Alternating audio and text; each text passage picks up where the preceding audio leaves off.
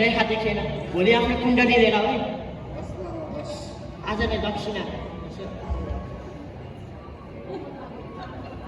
ए पुगेन यो नि हो पुगेन अझै निकाल ए अनलाइन छ त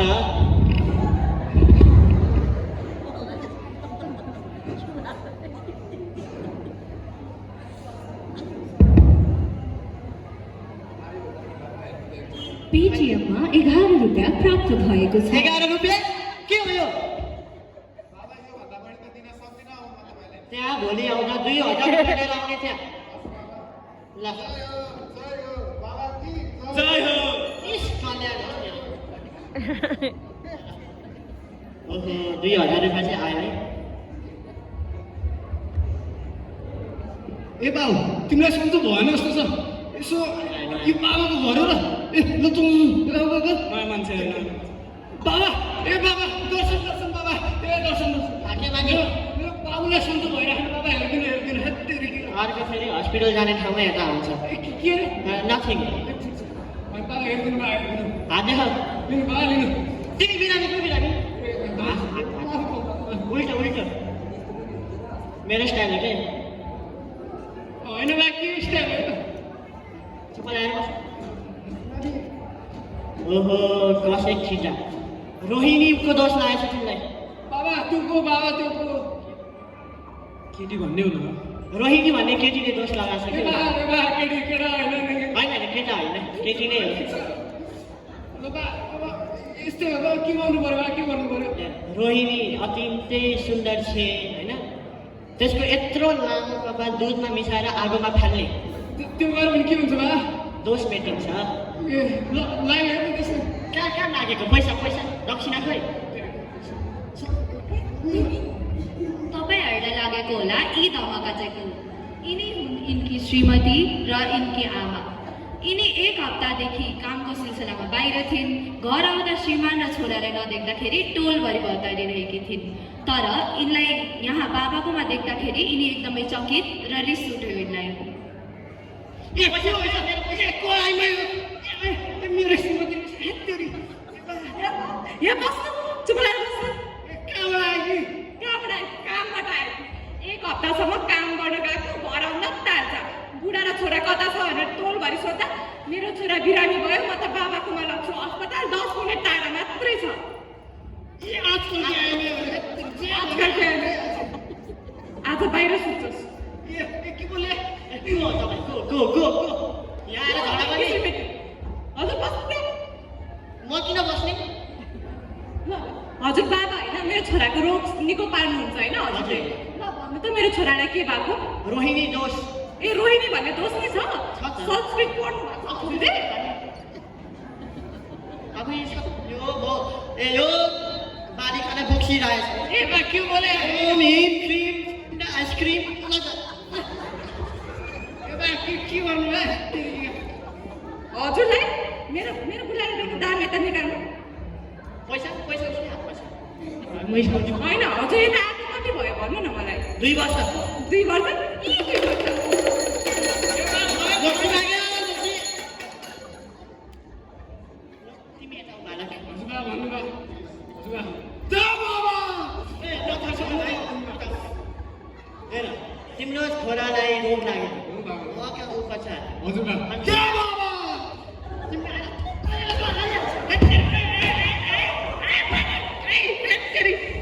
श्रीमानलाई हजुरलाई दुख्यो र के हो आएर ठग्ने को ठाउँ पहिलाउने हजुर ठग नाम के रे ढुङ्गु बाबा होइन ढोनी बाबा हो निको नि आमा छोरा भाग तपाईहरुलाई लाग्यो होला कथा यही सकियो तर होइन अब त बल्ल रियल कथा सुरु हुन्छ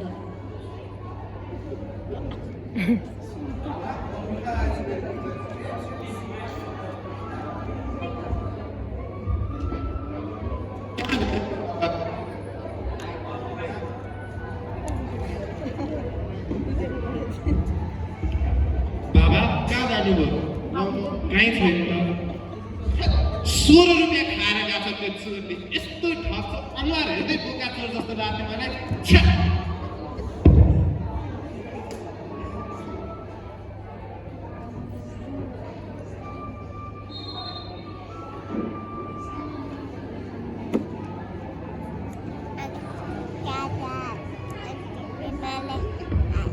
छ्या यो बाबाले त सब फोरेर राख्छ यो यता फिर्ता आउनु न मात्र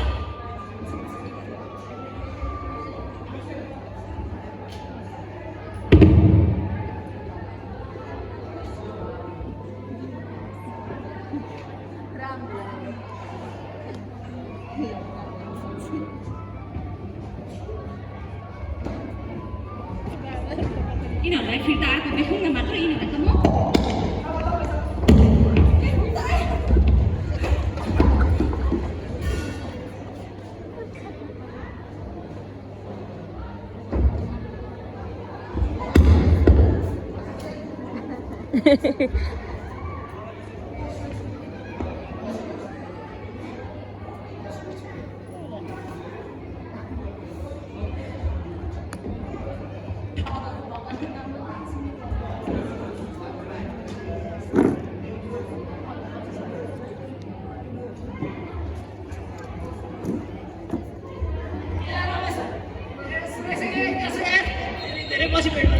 ल न अब गाउँको स्थिति नि यस्तै हो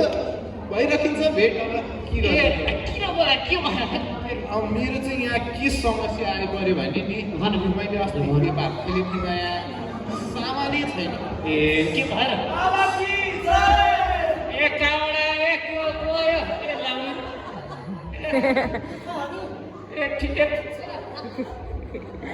डेन्थे परे जस्तो छ के ढोकी होला तिमी हाम्रो पुर्खौली बाबा हो नि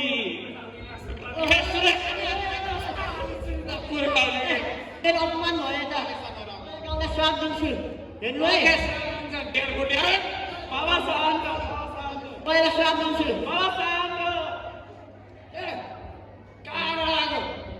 पहाडबाट काम गर्छ अनुहार हेर्दैखेरि सुवर जस्तो छ यस्तै बाबा हुन्छ नि अनुहारमा जानुहुन्छ मेरो काममा जाने काममा अनुहार हेर्दै त भर्खरै अर्को गाउँबाट बोको चोरेर आए जस्तै देखाएको छ कहाँ हामी कहाँ बोका छोड्नु हामी त सागसब्जी छोड्ने मान्छे होइन हामीले बोका खाँदैनौँ होइन तिम्रो त्यो सामानहरू खै त सामानहरू आइहाल्छ नि होइन बाजे यिनीहरू को हुन् नानी थाहा भएन कहाँबाट आयो हामी त काम गर्ने थियौँ कहाँबाट आयो हाम्रो बाबा हो बाबा ढोङ्गु बाबा हाम्रो पुर्खौली बाबा हो ढोङ्गु कि ढोङ्गी ढोङ्गु अनि हजुर बाबा चाहिँ कसरी हुनुभयो यस्तो अबिर लगाउँदैमा बाबा हुन्छ काहीँ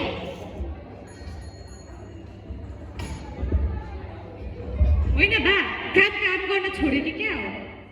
के बोले कि बहिनी के भन्नु यस्ता नानी हिँडौँ हामी यहाँबाट घरको काम गरेर जा उता जा ए काका होस् न यस्ताले त ठग्छन् नि फेरि मुख हेर्दै ठग कुखुरा चोर जस्तो मुख कुखुरा नि खाँदैनौँ कि हामी ए ल देखो तिमी बाबा कसरी हो देखो ल यो डमरू बजाएर हेर्नुहोस् बस छ भने हेर्नु त हेर्नु बस अब यता हेर्नु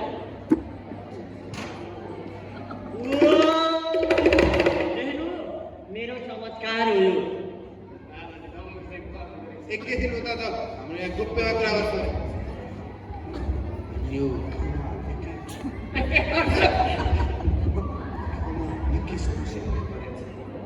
साँच्चै बाबा रहेछ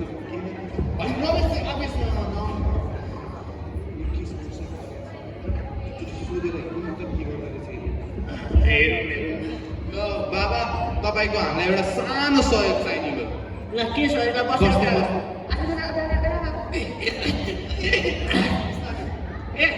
यो गाउँघरका युवाहरू होला ल ठिक छ यहाँ काम गर्ने केही छैन आम्दानी केही छैन ल ओके अनि यो किन भएन भन्नु ओहो के भन्नु अब ल म यसो ध्यानमा जान्छु है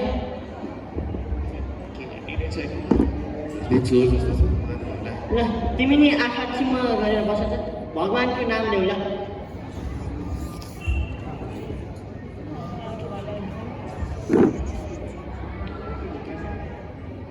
थाहा पायो यो गाउँमा बोक्सी छ बोक्सी ए को बक्सी एउटा केटी थिए लामो कपाल भएको अघि यहाँबाट गएको देखाएको थिएँ ए दुईजना गएको भने बच्चा वाला के बच्चा यसले त्यो रमिताको कुरा गरे अरे त्यो कुरा नभएको अहिले पक्कै भने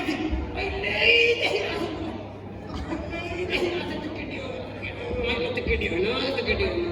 बाबाले सही कुरा भने जस्तो लाग्यो अनि कुरा भन्नु बाबा समाधान निकाल्नु पर्यो नि त अब यस्तो भनेर मात्र हुन्छ त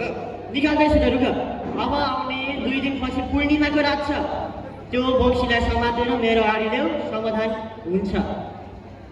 ए समाधान हुने नै हो त हुने नै हो त्यही हो भन्छ मेरो धन फिर्ता आउँछ भनेपछि मेरो धन फिर्ता आउँछ भनेपछि आउँछ यहाँ मलाई त धनवासी सामान किन्न पैसा छैन क्युआर कोड पहिला काम पुरा गर्दा फेरि भाग्यो भने के गर्ने हामी ल हेर्दै ठग यसो 1-2 रुपियाँ दिदिउँ न त फेरि काम नगरेर भाग्दैन ल्याउ पैसा ल्याउ सबै दिँदा नै हुन्छ त हिँड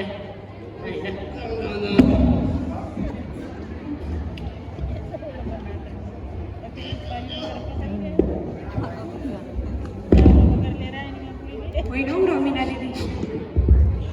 गाउँमा नमुनाहरू आउने युवाहरू चाहिँ जाने भइरहेछ त्यही भनेको हाम्रा बाहरूले नि के पत्याएको फेरि युवा हराए भन्दा दाइहरूलाई बाबा म काम गर्न सहर जान्छु ल भन्दाखेरि पर्दैन जान यही खेत छ यही काम गर भन्ने अनि त्यसपछि अहिले दाइहरू भागेपछि चाहिँ लु यस्तो कुराहरू पत्याएर बस्ने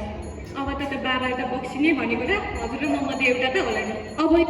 अब यो गाउँमा बाँकी नै तिमी र म त छ हामी दुईटा मात्रै दाइहरू त भागिसके अब हामी नि यहाँ बसेर केही काम छैन त्यो बुढा पाखाको मुख हेर्दै बस्नु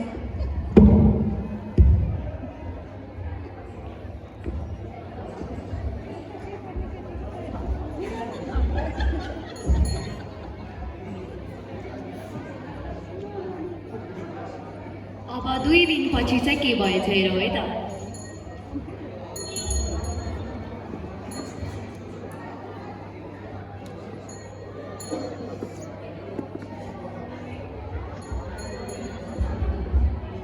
रातिको 10 बजिसक्यो अझै आएको छैन खै त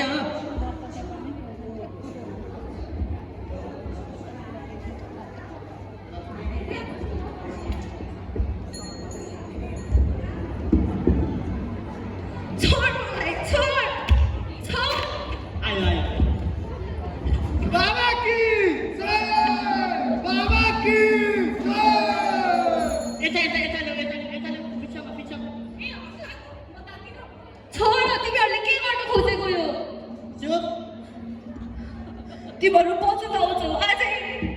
मलाई नारी भने तिमीहरूले हेर्दै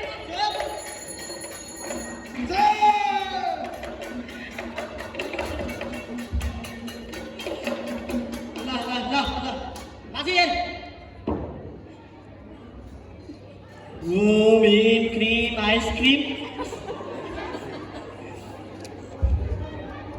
को त धोको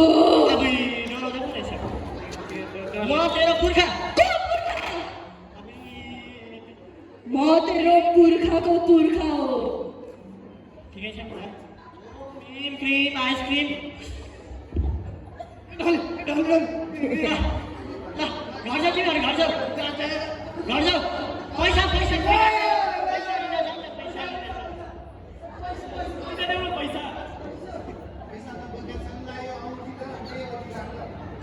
यो आउने छुट्टो होइन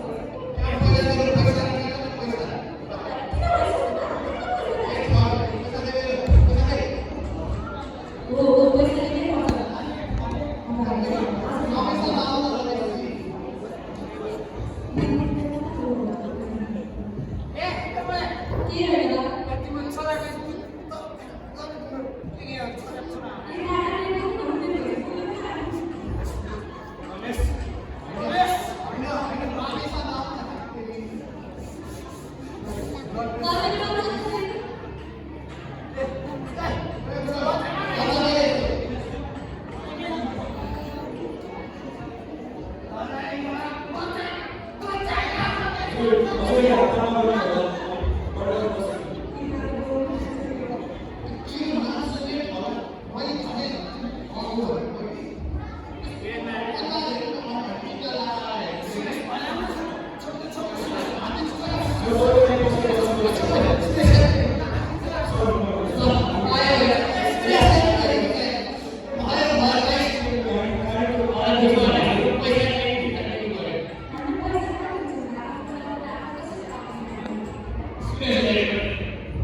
तिनकारी कुरा सुनेमा हामीले कुरा पेश गरे अब सुन्दाखेरि त हामी दुवैको गलत गऱ्यौँ तर यस्ता खबरहरूसँग चाहिँ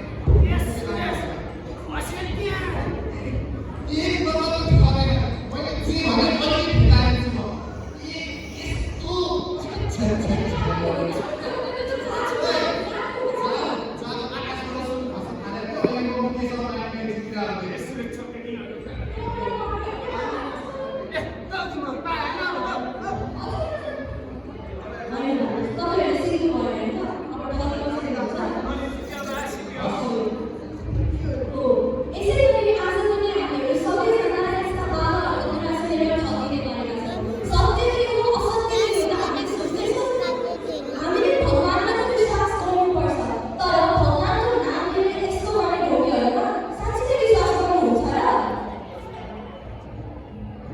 अहिले गाउँघरमा यस्तो अन्धविश्वासको नाममा ठग्ने यस्ता भूमिकाहरू देखेको छ।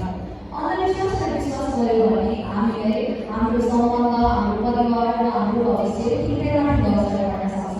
अन्धविश्वासलाई टाढ्नलाई आफ्नो ज्ञान लिने, ठुलोसँग सिक्ने र नयाँ नयाँ प्रविधिहरूबाट यस्ता अन्धविश्वासहरू बारेमा ढोग्नेहरूलाई नजिकैको प्रचोरमा गएर जिम्मेवार गराइने।